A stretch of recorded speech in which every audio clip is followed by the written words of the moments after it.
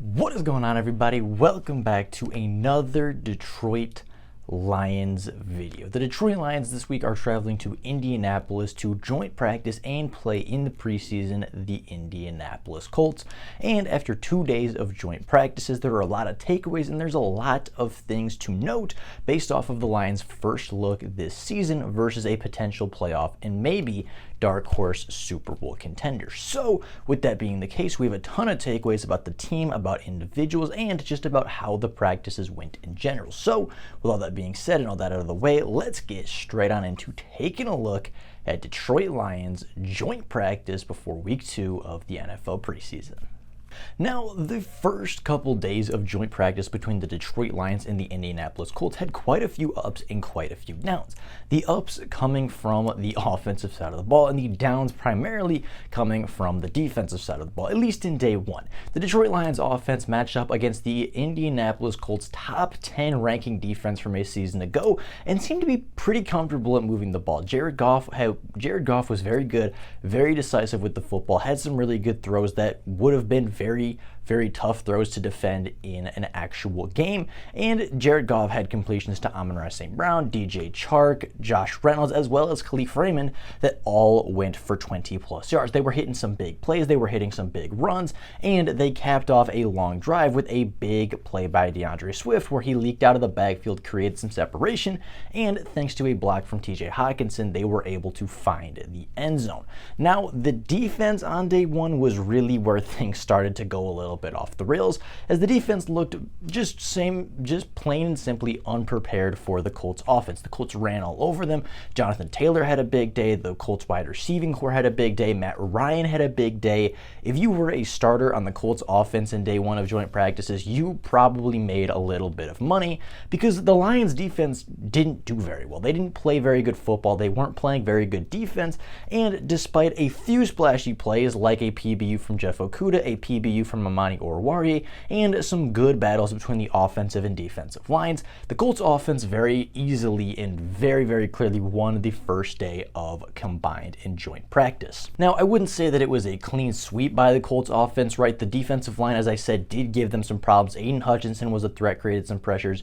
Austin Bryant, Charles Harris, Aleem McNeil, they did win their fair share of battles up front, and the secondary, as I said, did have a few PBUs, right? Deshaun Elliott had one, Jeff Okudah had one, Amani Oruwariye had one, and the Lions defense did make a couple of splash plays, but for a large majority of the game, for a large majority of the practice, I should say, that was not the case. The Indianapolis Colts offense was electric. It was very good, very efficient, very deadly, and I believe Matt Ryan, throughout the first day of practice, only had 2 total incompletions from the practices. The defense wasn't very good, but like I said, Indianapolis is a true playoff contender, right? They were 9-8 a season ago, traded for a former MVP quarterback who should be able to take them back to the playoffs, and Indianapolis for a while has been a very good team. They've been a playoff team. They've been a 9-11 win caliber team for the past couple of years, and that is the kind of team the Lions are practicing against, right? We're talking about a team that was 1 win away from the 7th seed in the AFC wildcard race a season ago with Carson Wentz at quarterback, and I think arguably they got an upgrade in Matt Ryan. We're talking about a team that defensively ranked top 10 in the NFL when it was all said and done among the NFL's top defenses. So although the Lions did kind of get their butts kicked in the first day of camp or in the first day of joint practices, I do think that this is a very good football team. This is a football team that will likely be making the NFL playoffs this season. This is a team that will likely make a run in the AFC wildcard or maybe even AFC divisional round, and this is a football team that is going to win a lot of football games this year. It's no surprise. Their offense is going to be good. Their defense has been good for a very long time. The Lions needed a wake-up call, right? Because Atlanta, yes, obviously they're an NFL team. Yes, obviously they won that game. Atlanta is not anywhere near to the caliber of team that Indianapolis is. Atlanta is a good football team. Atlanta is a football team that gave Detroit some problems in certain areas, but Indianapolis is a whole different animal. They are a better team. They are a playoff caliber team, and this is the kind of competition the Lions need, before going into the NFL regular season. Now, getting on to day 2, things got a lot better. The offense continued to have their battles with the Colts defense, right? They were very evenly matched from what I've been hearing, right? The Lions would make some big plays down the field. The Colts would make some big stops.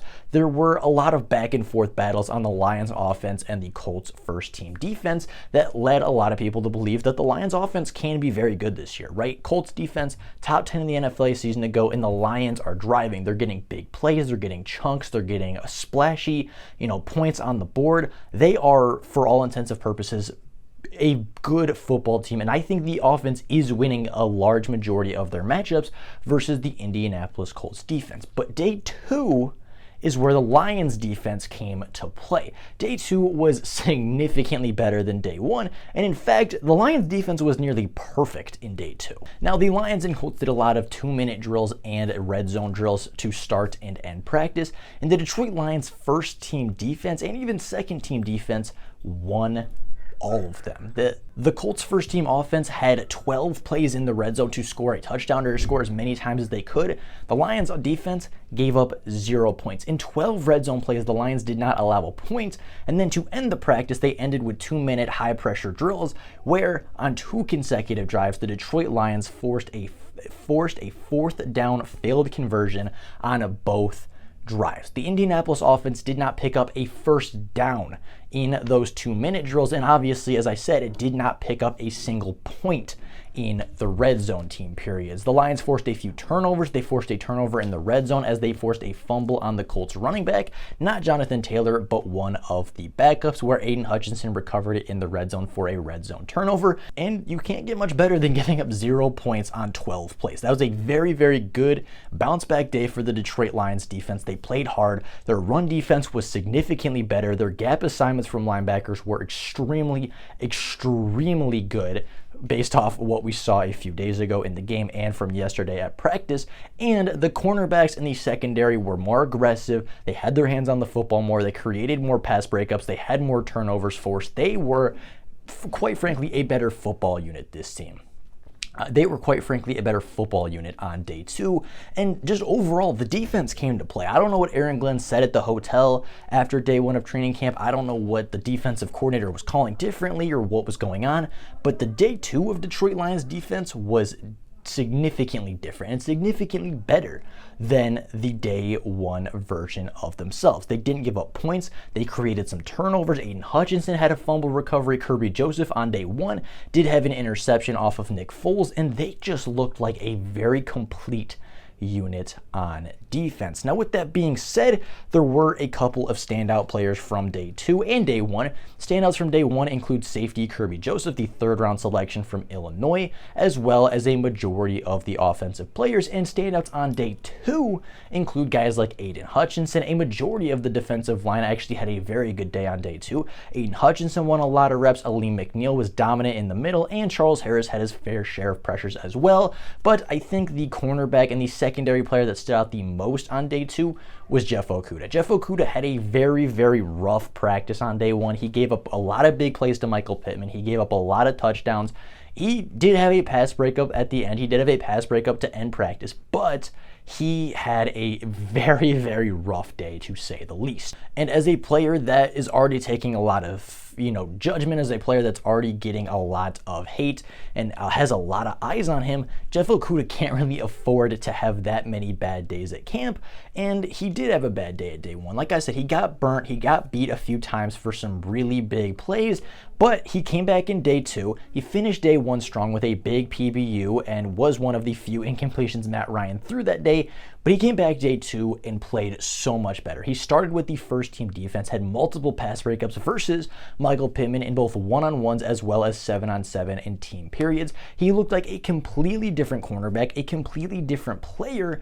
And if Jeff Okudah can take away the number 1 option like that, because Michael Pittman is the number 1 option for Indianapolis, if Jeff Okudah can take away that number 1 guy, the Lions secondary should have a shot to be one of the better ones in the NFL, right? We know how good Amani Oruwari is. We know how good Tracy Walker is. We know how good Deshaun Elliott can be from Baltimore. If Jeff Okudah can step up and be a boundary cornerback that can shut down number 1s like he did today for a majority of practice, the Lions may have a very, very strong secondary on their hands, and paired with a great defensive line that they've built together, I think the Lions defense can shock a lot of people, but it's going to come down to the play of the secondary and the play of the linebackers, both of whom, as I mentioned, had much better days on day 2 of practice and should be only trending up from here. So with all that being said, that is life for you guys today. That is day 1 and 2 of joint practices between the Detroit Lions and the Indianapolis Colts. We'll be back tomorrow, hopefully, with some more news and some more major takeaways. But until then, that is all we have for you guys today. Thank you all so very much for watching, and until next time, and as always, go Lions!